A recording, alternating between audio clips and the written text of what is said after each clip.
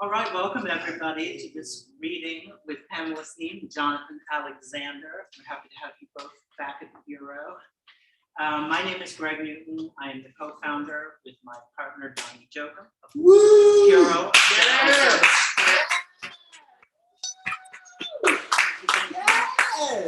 So the Bureau, we like to say, is a government agency for a government that does not yet exist. And this is the service that we provide. We hold this space for queer culture, queer books, and events like this. So thank you to all joining us here in person and to everybody out there online. Thanks for joining us. Hey. I'm going to introduce our two readers and we're going to jump right in. All right. So Jonathan Alexander is a writer and podcaster living in Southern California. His previous created nonfiction includes Creep, A Life, A Theory, and Apology. Finalist for Lambda Literary Award 2008.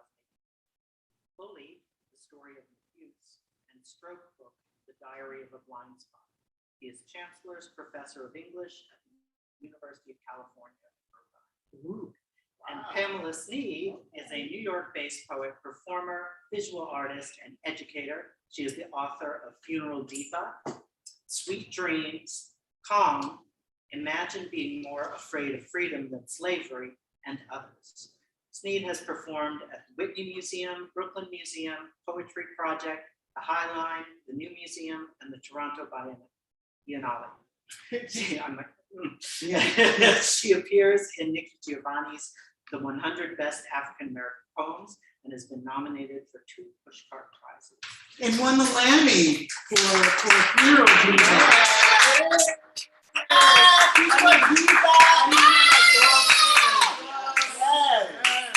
Also mention that Pamela has been with us since before we had a physical space. She read at a fundraiser we had when we were still searching around. So Pamela's been with us from the beginning. So welcome to you both. Let's go. All right.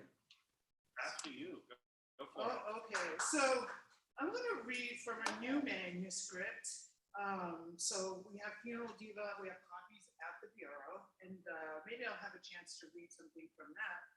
And so I have a new manuscript out, well, not out, that I'm working on, and it's called 929. And so we'll have 846 crossed out and then 929, and that's for the amount of minutes that that police officer sat on George Floyd's neck. So anyway, it's protest work, you know. And so look for that in the future. And yeah, I haven't read this one too much. And this is called Wait, Is That a Sphere? As little as I tried, I could not bring myself to watch When They See Us about the Central Park 5 or Surviving R. Kelly. Too many scenes of subjection. So flipping through the streaming services, I settled on a good old-fashioned rom-com called Twilight, between a vampire and a young white woman named Bella. They're teenagers. It's kind of cool, and the music is totally early 90s London, The Cure, and their romance goes on for about 5 movies without breaking up, so that's a feat. And it all works if you suspend belief. I enjoyed it until the race-conscious part of me crept in, asking why are these 2 guys going on about this pouty white girl for 5 movies? The Native American werewolf guy just kind of tags along. I mean, Kristen Stewart is cool and she's a butch dyke in real life, but why would these men fight over this white woman for eternity? I think things too, like if you're a vampire, you can get away with stuff like having no boundaries, because Edward, he pops into Bella's room at every hour of the night, which would be stalking. My race consciousness interjects itself into every scene I watch. For example, I watched A Star Is Born, and for the first 10 minutes, I was incredulous. All I could think of was the Black Panther breakthrough, followed up by a box office dominated by a movie about 2 white straight people in love in the era of unspeakable violence against women, girls, trans people, and people of color. And we are made to watch and value 2 white people in love. Imagine at the height of apartheid in South Africa, Mandela jail, Biko murdered, and the box box office offers white romantic fantasies while people are fighting for their lives. I was just incredulous. But then it picked up and I decided to stay. By the way, I was really offended during Black History Month when they decided to re-release Black Panther in the movie theaters free so Black kids could see it. I mean, imagine if the whole of white history were shoved or compacted into 1 month, not the entire year as it exists now, and they decided to re-release Toy Story as a celebration of white culture. Give me a break. All films are race films, like it or not. Like, I rewatched Black Panther innocently, kind of enjoyed myself, but the message is your brother, not the FBI, is your enemy. It gives little context of white oppression. It's like discussing the Rwandan massacre, excluding the role Belgium played in tribal warfare. Anyway, I watched the film Infinity Wars, superhero farce. White boys go to battle it out in Wakanda, which is a fictitious Africa. And I was kind of excited to see all the Black characters again. I was told also in Endgame, all of Wakanda is wiped out. But I was watching a fight scene, and well, Wakanda is supposed to have mega resources like vibranium and technology, but I had to blink twice because during battle, I was like, wait, is that a spear? I leaned in close. The Black people were using spears and riding rhinos, like in old Tarzan movies, and the white superheroes were using technology to fight. Go figure. Then I watched Skull Island, curious about how they'd handle King Kong, and then even more curious than placing Kong in Africa, surrounded by oil-painted natives, this King Kong was god of a Polynesian island. And while he and Samuel Jackson face off in what could be called a black-on-black crime. They mirror each other, their nostrils flare out in exactly the same way when they're angry, and each will kill to protect their own. White responsibility and racism absolved. And just one more thing. Can we talk about Ben Affleck? No diss, because we're all human after all, but I need to know why Hollywood continues to put money behind him. All his movies except Good Will Hunting have flopped. They say Giggly, made with Jennifer Garner, was down and lost $98 million. Still, they made Ben a superhero Batman, everything tanked, but it goes to show you how much money goes into Hollywood myth-making. A heterosexual white man, Cary Grant, Burt Reynolds, all the money $98 million could feed. Forest fires put out, animals alive, saved, and free.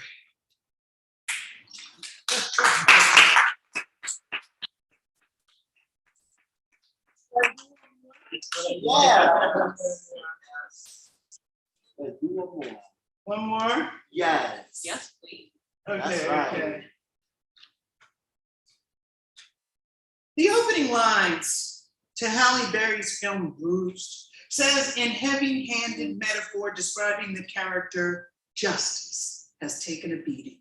And if the analogy or metaphor is America, it sure has. Just days after a young white man was acquitted of acquiring an assault weapon, attending a Black Lives Matter protest and killing 2 unarmed people, wounding another, and all the participants and instigators of the January 6th attack on Capitol Hill have not been charged, including the former president who instigated and set up a war room to watch while other key members of government bust the looters to and from the place. And we all know if they were Black, the place would have been swarmed with SWAT teams and helicopters. No one would have left the grounds. They would have been corralled. They would have shut down the city like they did after those 2 kids set off a bomb at the Boston Marathon. They would have gone door to door. There would have been a curfew.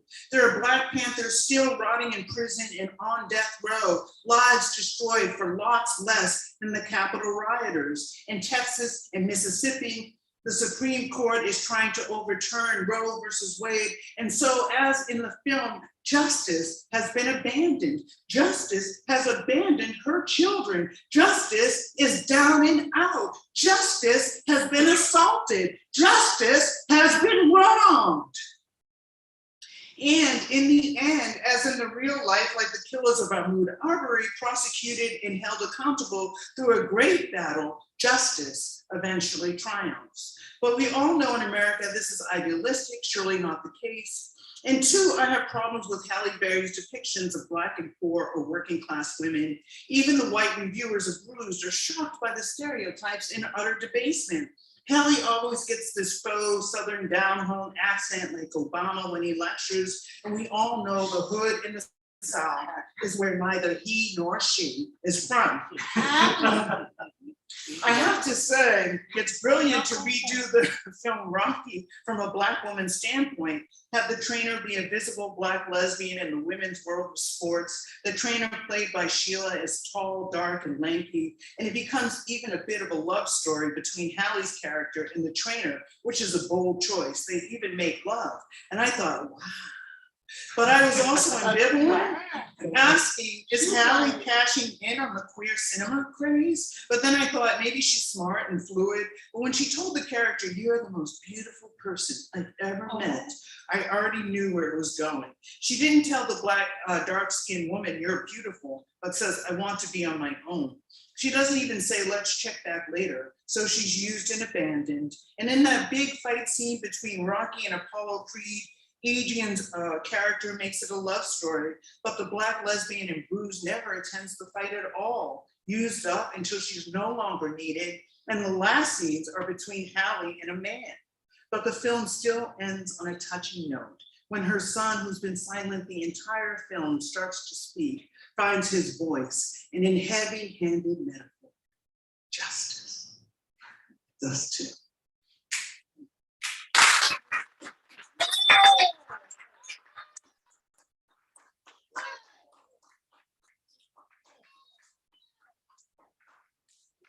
Oh, you're a rock star. I'm trying. Yes, you're a rock star. All right.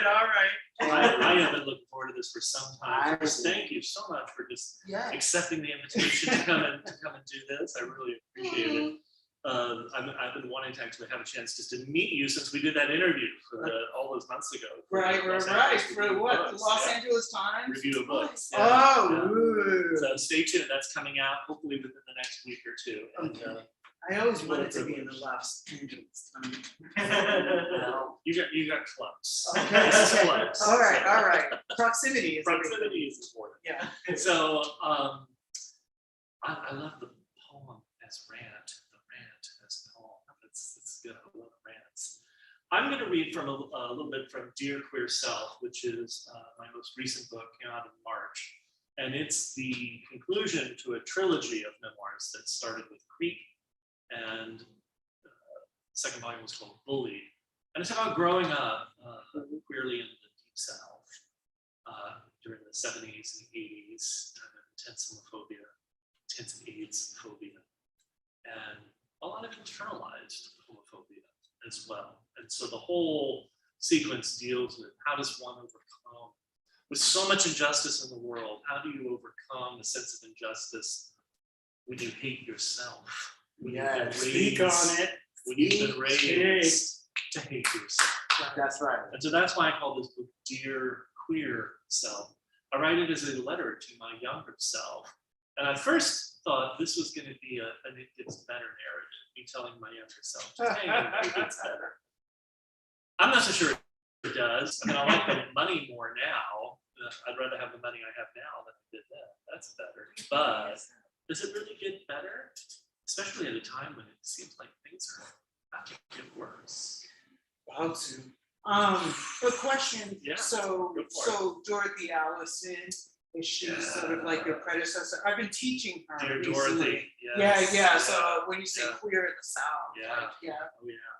Bastard out of Carolina, 2 or 3 things I know for sure. You know, these are foundational texts for I think anyone who wants to understand what it's like to grow up queer in the South. All right, let me read a little bit of this. So I'm going to read from the section. The book is divided into 3 parts. This is part that takes place in 1996.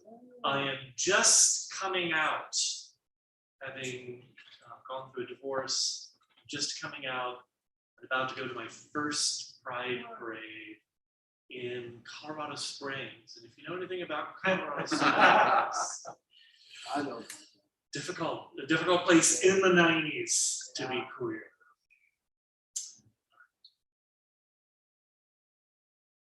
The summer proceeds. You're not teaching any courses, which is probably a shame because you could use the extra money, but you decided to give yourself a break, having just divorced, moved, come out of the closet. Every other day or so, you and Sean hang out, making dinner, going to the movies, and having sex. Mostly oral and making out. You don't think you're quite ready for the big stuff, and Sean isn't pushing. You do swat his butt every once in a while, just a playful slap. He likes it. He smiles shyly. You wonder, is striking, even playfully, the buttocks of a black man potentially racist? You don't think so. You like asses. You like swatting them, even having yours swatted. You decide to play it by ear, see what happens, see where all of this is going. You don't know yet, but that's okay. You've never felt more present? Is that the cliche you're looking for? You suppose it is. Present. Then it's June, late June, and you and Sean drive to Colorado Springs, just 40 minutes to the north, for their Pride celebration. Bigger than the one in Pueblo. Springs being about 4 times the size of the Steel City. It's bright, warm, exhilarating, maybe because Colorado Springs is higher in altitude than Pueblo, the air a tad thinner, but also because it's your first Pride Day. It's a Sunday. You can't wait. You get there early, find a place to park on the outskirts of downtown where there are no parking meters to worry about. You bum around, get a coffee at a hipster joint where Colorado college kids panhandle for change, pretending they're poor or homeless. You ignore them as you walk with Sean, looking around as you reach out to hold his hand. Hey, not just yet, let's wait till we get near the park. He's right. No need to push all of the buttons at the same time. This is, after all, the home not just of large military installations such as NORAD, but also of Focus on the Family. The home of James Dobson, worthless motherfucker, homophobic asshole, fascist dick. You're surprised at how venomous your language can be, how righteously indignant you can feel. Where does all that rage come from? You know, it's not simply your awakening to the political situation of queer people. It's also from your personal experience, from your own encounters with homophobia, long before you turn on the identity of gay or queer or bisexual or a fudge-packing faggot. And maybe some of the anger is aimed at yourself. No, you don't blame yourself for not coming out earlier. You've always lived by the truth you've known at the time. You'll hold on to that belief, that even when your relationship to it changes, you will always adhere to a version of it. So no, you're not angry about a relatively belated coming out. There's still time to enjoy yourself, your young self, and the young selves of others. But you are angry at yourself for taking all the shit said about you, thrown at you. You think of monkeys in a cage playing with their shit, caged, bored, trapped, flinging it at each other, at the visitors at the zoo. Even when it was coming at you, you kept your shit to yourself. You wish you'd thrown some back. You think you'll start throwing some now. But first, the Pride Parade. The marchers, various activist groups, few in number, but fierce in commitment, and the small businesses that want all of that supposed gay money, which you certainly don't have.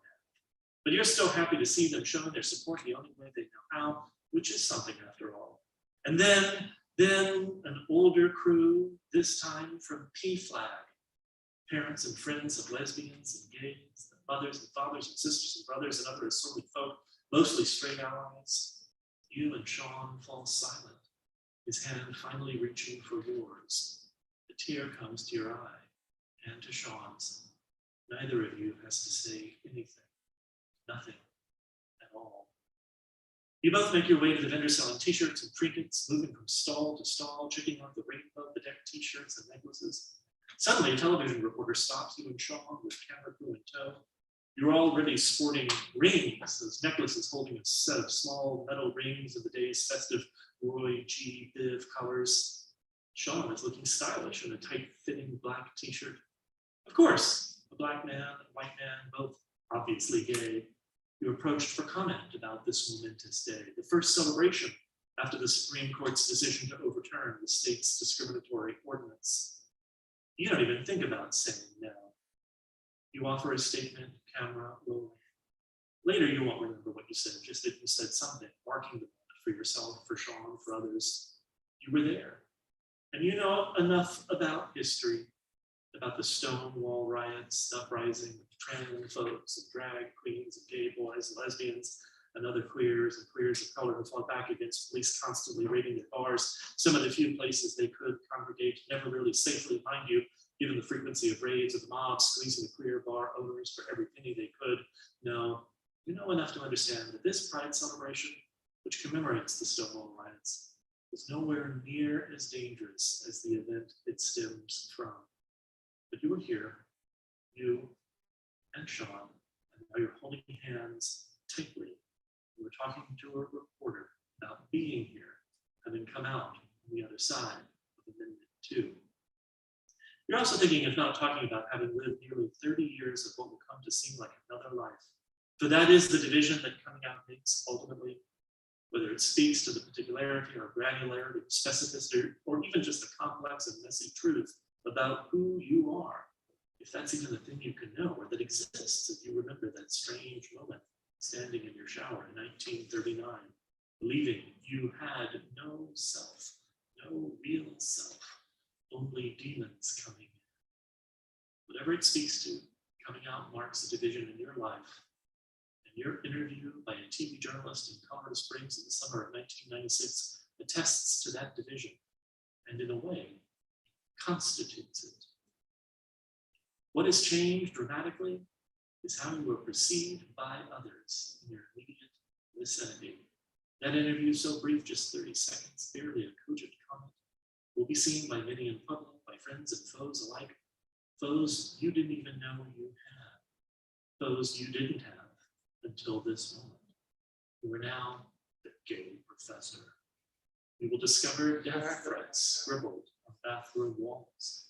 You will have rumors spread about you. You will supposedly be a menace to your students. You will not be welcome in parts of town. You will have senior administrators attempt to keep you from advancing, from taking new positions, such as working as an advisor with new students. Yours will not be the face they want to put forward. Yours will not be the life they want to celebrate. At times, the hostility unleashed by this division will seem immediately threatening. You will be harassed on the streets of this very city, Colorado Springs, the city in which you celebrate your first Pride Day.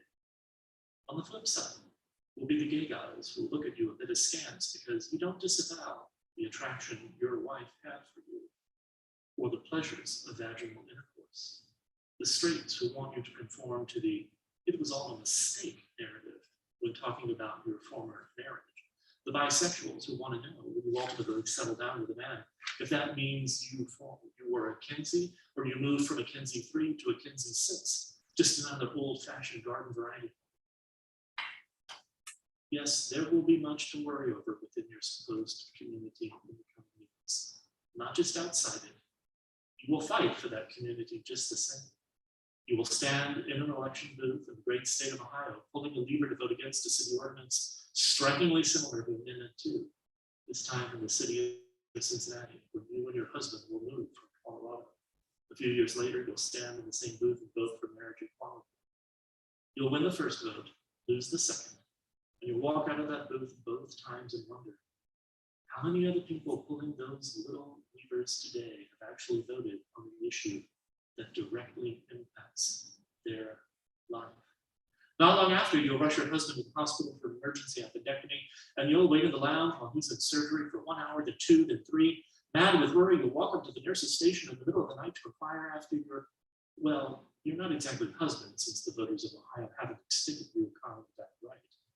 And when you ask the nurse what's going on, she says, looking you straight in the face, and just exactly who are you?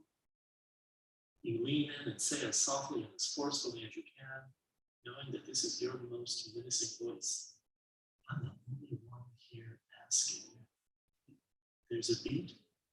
She sits back and tells you everything is fine, and you still want to sue the crap out of the hospital, sue them into oblivion, and run screaming down the halls at the injustice of it all. And you think, fuck all of these motherfuckers, fuck them all to hell for voting against us, for voting against our love, for trying to make our lives small as their own fucking miserable lives.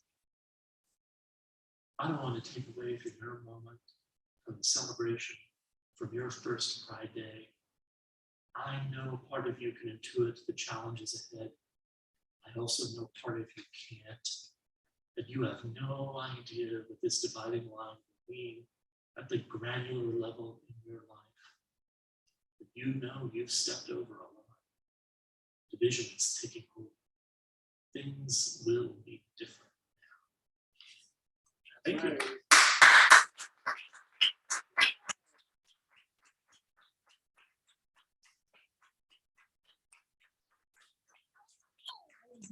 Thank you. Yes, I did. Let's.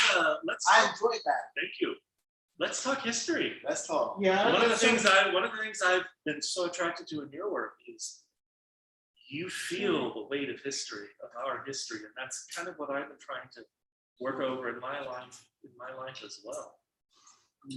What does history mean to you? What does our own queer and our queer color histories mean? Well, could be her story, it could be trans story, right? Right. So we want to come away from, well, I mean, history, but there are so many different versions, and we don't want it to be too gendered. But like when I was walking over here, I was thinking about like I was like at an event recently, and it was like all white women. Maybe there were 2 people of color, and that's including myself. And I was thinking like, and like no one seemed to have any issue with that. And I think like there's so much like apartheid like in our communities, like in that, and then it's become so, I don't know, like regular or routine that basically that we don't even recognize it. So like part of my issue with like queer history is the fact that it's very gendered, like, I mean, Funeral Diva, when I wrote it, I mean, I started like some of the stories like 20 years ago, and they like grown over time. But no one wanted to hear about like the AIDS crisis from the standpoint of like a Black lesbian, right? And so it's just kind of like, so it was like, okay, white guys can tell this story, or I mean, so and even in queer communities, right? Like we have all these like gender gaps, and we have all these racial gaps, and so I want to change that, but I'm not necessarily writing with an agenda. I mean, I'm writing to tell my story, you know what I mean, and how I lived it. And so, for me, in terms of Funeral Diva, like I lost like all of like my closest friends. And a lot of people like moved on because they had to, and that there was a period of time within the literary community that no one wanted to hear the stories of AIDS and all of that stuff. And so there was a real silence. And then I always think of like, and I think this is like a quote by a famous writer, but they said like, after the Holocaust, writers wouldn't write, and so I feel like also those of us who survived, there was also like a really big lull, right? And so then maybe in the last like 7 years, people were starting like the literary, world is like, oh yeah, the story of HIV/AIDS and like what happened to the whole population that was like wiped out, right? And I mean, it's like the same when they talk about like the Rwandan genocide or something like that. Like, where's the dramatic pause? So, where's the literature about that, right? And so, I mean, I'm just like really happy to be a part of like, I don't know, but thank you, the generation that, gets to tell their stories. And like now, people are saying, oh, would you, like I get to participate in events and people ask me about like Black queer history and I'm thrilled. And then I just like I helped lead a walk with visual aids, basically, and they do the Last Address tribute walk, and that's like going, and it's based on Ira Sachs' film, but like we go into communities and we tribute different people who died of AIDS, right? Different artists and people. And so I said, well, go to Harlem, right? And so I was one of the people that like sort of spearheaded that, and then Visual Aids partnered with the Studio Museum, and we had like the first Last Address walk in Harlem. And it was just, I mean, it's just the beginning. Like, I had no idea even when I proposed it, like how huge it would be. I mean, like all these stories, I heard names that I hadn't heard forever. I mean, some of our like meetings beforehand, I was just like sobbing. It was so moving, and it's unbelievable that even still that history hasn't even been mined. So we just like scratched the surface. That's right. Yeah, no, completely. You know, and it's interesting because even before the pandemic, I get that the pandemic might have triggered for some people. I felt triggered, you know, having lived through that first big flowering of the AIDS crisis. Even before that, younger people would sometimes come to me, and one of my colleagues refers to this as AIDS nostalgia. It's like, oh, what a glorious time that must have been, all packed up, and all of the people getting together and you know, community forming. I'm like, oh my God, really? It's horrible. It was a horrible time. You know, I think those of us who lived through it, you know, I came of age, I went to college in 1985 and thought, oh, I get to explore myself, and watched Rock Hudson die on TV. I figured my whole sexual being in some ways was shaped by AIDS as a death sentence for queer people. Yeah. Not a time I want to go back to, you know. So I hear you, but I will also say you are so right that we haven't paid tribute to the queers of color who helped us survive that. The writer who helped me actually get through that time is Essex Hemphill, you know. And the guy, I needed somebody who understood what it was like to be alive, to be human, to live in a deeply problematic and bigoted society, to teach me how to deal with that, to teach me how to deal with homophobia. Right. That's Right. right. Nightboat is getting ready to do, they're gonna reissue Asado Saints book.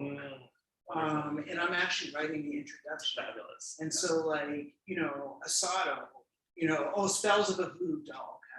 Okay. Like Asado, you know, when he stood up at Donald Wood's funeral, he like interrupted the whole thing, and he like marched down the like, I mean, you know, I was like, the church was packed, and there was like the activist side, and then there was Donald's like really conservative religious family, and Donald's sister Yvonne was like right in the middle, and Asado interrupted the entire funeral because they were saying that Donald had died of heart failure, and like, you know, it was like, I don't know, maybe a year or two like before Asado would die. And Asado, like, you know, people like just didn't care. Like, it was like, you know, and he just like went down the aisle and slammed his hand on the pulpit, and he said, you know, Donald Woods did not die of heart failure. He died of AIDS, and he was a proud Black gay man. And if you agree with me, stand up. Right. And like the church was like, vroom, you know, like it was like, hell? it was just like inflamed, right? And so like, so the activist side stood up, his sister stood up, and then there were like all the conservative church folks. But like that, I learned more, you know, about everything, about survival, about performance, about like, you know, doing things as if your life depended upon it. Like from that moment. So like I always teach that moment, you know, that Asado like changed my life, and like what it was like to just stand up and tell the truth when people just didn't, you know, like, yeah. No, too many people we need to recover. Melvin Dixon, Right. Others. I'm so glad you're doing the introduction for the Asado Saint book. Yeah. That's fabulous. I'm really proud. Yeah. Yeah. You should be. That's Yeah. good. Do we want to do some questions from the audience? There may be some folks who have things to say. I was so involved in the story. I was just like, give me some time to think of something. Yeah, please. Take your time. Well, we're here till midnight. Yeah. Yeah, I'm like, what? I'm kidding. Yeah, but tell me that. Please. Yeah, what I learned was, wow, that you really inspired me, because, you know, we have a lot of people that really hating ourselves, and it needs to stop. And when you realize that you was internalizing yourself, like at an early age or something like that, because I myself would never internalize myself. That's a no-no. I always love myself, be myself, and know history. Because we know we live in a world, because we like live in a world where society tells us we can't do this, we can't do that, we can't do this. Listen, at the end of the day, we're not illegal. Stop these religious people could kiss my fucking ass. Some of them. Some of these religious people need to stop it with this ignorant homophobia, transphobia, and this and that demonizing our community. Because at the end of the day, people like ourselves need to stop hating on each other. It has to stop. Especially people that's in ballroom, especially people that's not in ballroom. It needs to stop it. Well, it's interesting. I mean, I've been thinking about like self-hate a lot because I saw My Name is Andrea, and actually Amy Shoulder just like was an executive producer, and it's by Sheba Kumar, you know, and it's like on Andrea Dworkin, you know. And I mean, you know, very controversial figure, but really important, right? Yeah. And so, I mean, if you can see the film, see the film. Yeah. But then the interesting thing is when I left, I was like, well, I wonder, you know, how Andrea would feel today, because like now we don't need men to oppress us, right? So all the oppression comes up woman on woman, right? And that's like so tragic. And I just wrote something about it, like how we've internalized all those chains, all those isms, and how we sort of played out, you know, amongst each other, right? And the same with like people of color, like we like taken like the dominant culture's, you know, hatred and like internalized it and turned it on ourselves and turned it on each other. And I think like it's such, even though we can speak it, I think it's like such ongoing work to basically always be confronting all that stuff that we've internalized, you know?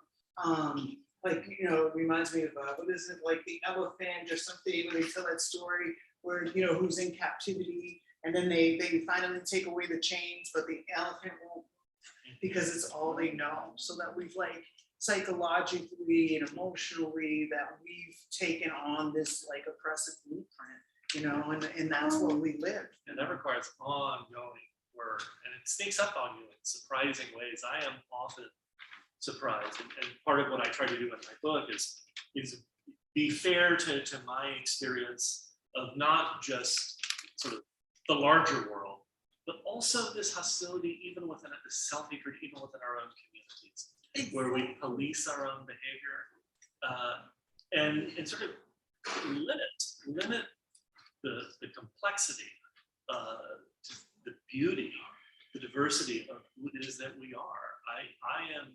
I'm ashamed at times of how much lingering transphobia there is within our larger queer community. Not to mention racism, sexism, Right. Ableism, all of it, all of it. Well, then I also Body find- shaming, right. all of it. Like I also like find out like, you know, people say, you know, in terms of like, I haven't had like the dating life that I should, right? And like people are like, oh my God, I'm just like intimidated by you, intimidated. And I'm just like, I thought I was supposed to be like everything that like a lesbian was supposed to be, you know, strong, independent, you know. I didn't think I'd be like rejected, you know, because of it, you know. I mean, like part of like being part of like a queer community is thinking you could be all you can be, you know, and like not that we would again take on like these opinions of like, you know, straight people, and, you know what I mean? The woman who like owns herself or whatever is threatening, you know. Yeah, completely. Other questions, thoughts, things people want to say? I have a question. So to put, well, I have a question. You realize, so as a child, you realize, you realize you was internalizing yourself as a teenager. You know, it's interesting. I don't know that as a teenager, I don't know that I had the wherewithal to understand that I was internalizing this. I was just so, as a teenager, I was just so desperate not to be queer. I look back on that now and see, yes, you know, of course, you know, I was internalizing quite a bit of homophobia. But when I went to college, 1985, we were passed out little pamphlets in the state of Louisiana that were called Crimes Against Nature. And at that time in Louisiana, it was illegal to engage in any kind of sexual behavior that was not procreative in nature. And those laws weren't overturned at the federal level until the 90s, Powers versus Hardwick or Is something. that in like this book? Yeah. Oh, okay. So, you know, many Wow. states in our nation had those kinds of laws. And so that even, for instance, criminalized oral sex between straight couples, right? It's non-procreative behavior. So crimes against nature, yeah. So it wasn't until the 90s, I believe, Powers versus Hardwick, I think, was the Supreme Court decision that finally overturned those laws at the national level and made it impossible for states to enact those kinds of laws. So that's how I was introduced to college, to my adulthood as a sexual being. That what I wanted was illegal. Now, fortunately, few people were prosecuted under those laws at the time, but they had been. Yeah. And throughout much of the middle of the 20th century, people went to jail. People had their photographs published in papers, their lives basically destroyed because of those laws. And so I think part of what I love about Pamela's work is that we have to remind ourselves of that history. It's like we need to be aware that that is part of our history. Yeah. That the sort of miscegenation laws went hand in hand with all of these laws that criminalize same-sex behavior. I have two Well, things. that's One, beyond that. excuse me.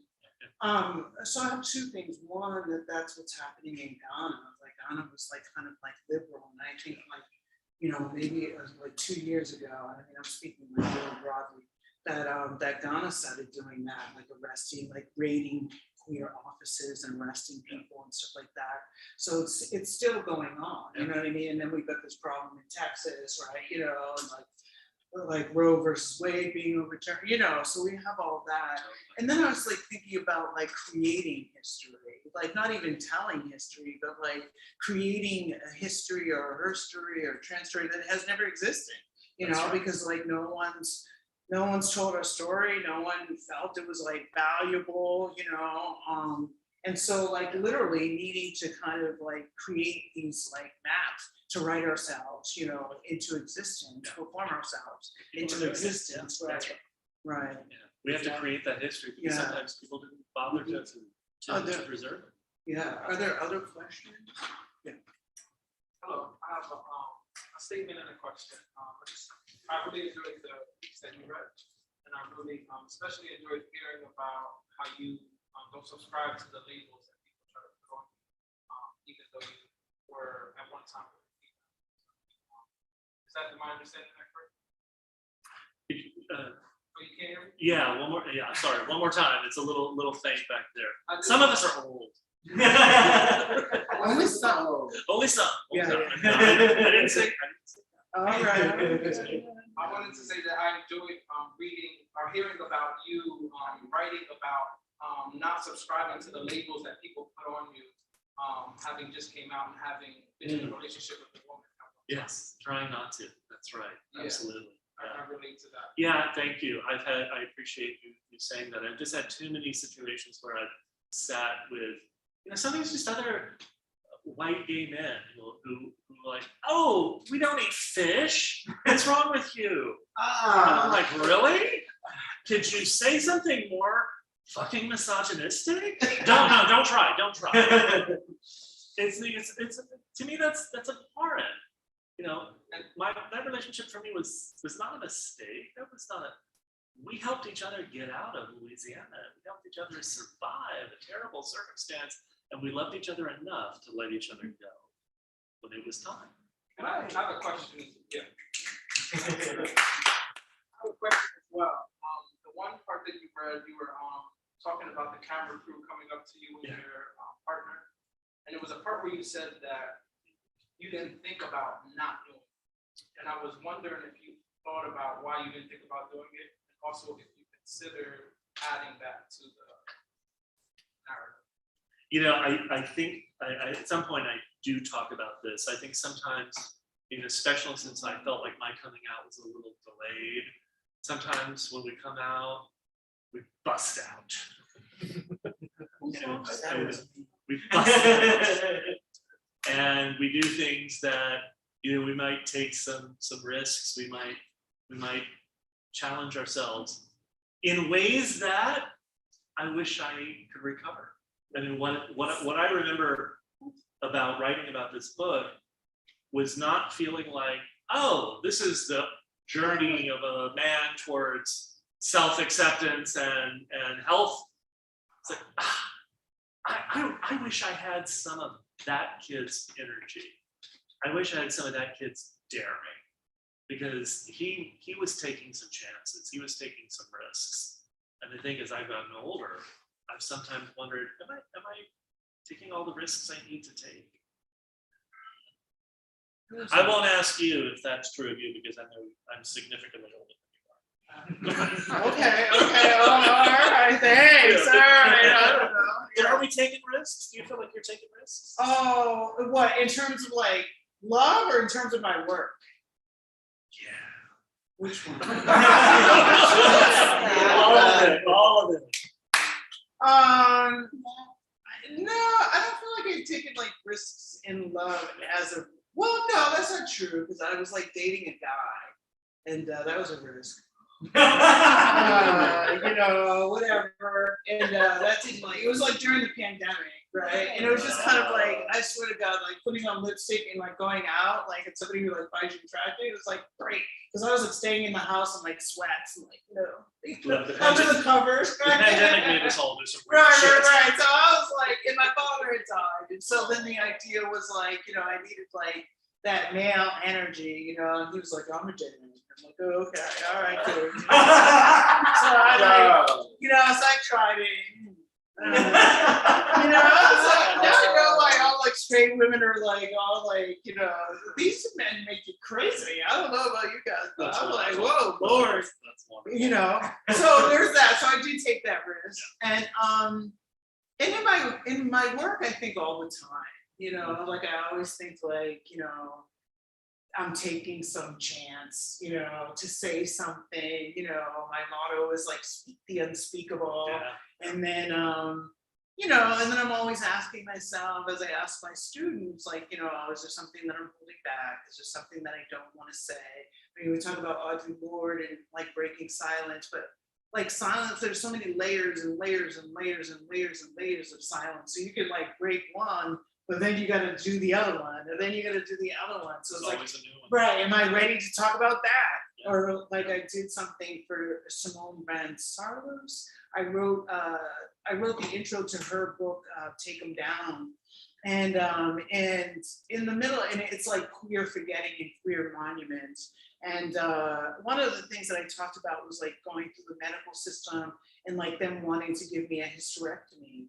And like, and I mean, I just like went through hell, you know, because of fibroids and stuff like that. And I never really talked about like the process of it. I mean, it's just like really like it feels like shameful, or they make you feel ashamed, and like you're isolated, and like the things that they like do to women in this country. I mean, I'm waiting for like a medical Me Too. You know, like, I mean, this whole system needs to be undone. We're talking about policing, like the medical system needs to be undone, right? That's Horrible, right. right? So, but the bottom line is that when I was writing, you know, the intro to that book, I was like, I started talking about that experience a little bit.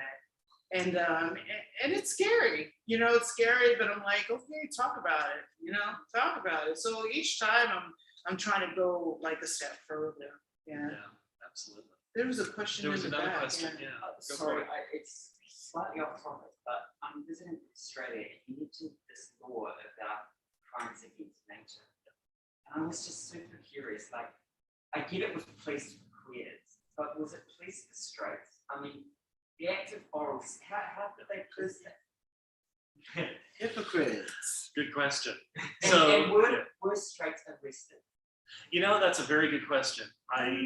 I think those were probably laws that were put in motion, or the people were prosecuted under those laws when they needed to punish someone. And so if there was a politician or something who needed to be taken out, you know, these things were sort of put in motion. I can't tell you particular cases of how heterosexuals might have been affected by those laws. They were predominantly used to target queer people. So And a lot of them were used to target queer people who were engaging in sexual activity, for instance, in semi-public spaces. You know, so. But also in the privacy of people's bedrooms. You know, the eventual Supreme Court decision that overturned those laws was about, I believe, a case, I think it's in Georgia, but I hope somebody will correct this. if it's wrong. Texas? Yeah. Was it Texas? I think It it was was, Texas. it was, and that was in a bedroom. That was people engaging in consensual behavior, same-sex behavior in a bedroom. So, and those laws were overturned on on the right to privacy, which is exactly the same. It's this right to privacy. Americans have a tough time with this. Our legal system has a difficult time drawing the line about to what extent do we have a right to privacy. Except when it's Johnny Depp and Amber Right. Heard. Or Kim Kardashian, you know what I'm saying? Like, okay, TMI. Keep it to yourself. Yeah. It's heterosexuals, man. You know? So, Now, what the you know, fuck? Not being a legal scholar, I don't want to speak too much out of turn, but there are histories you can purchase in this bookstore that will actually give you a lot, and histories about, you know, not just our personal histories, but actual queer histories that will And give you a good sense of Literature, this. all of that. I do a lot of good stuff. That's great. Probably should wrap it up. But Yeah. Thank you so much. What a treat. What an honor.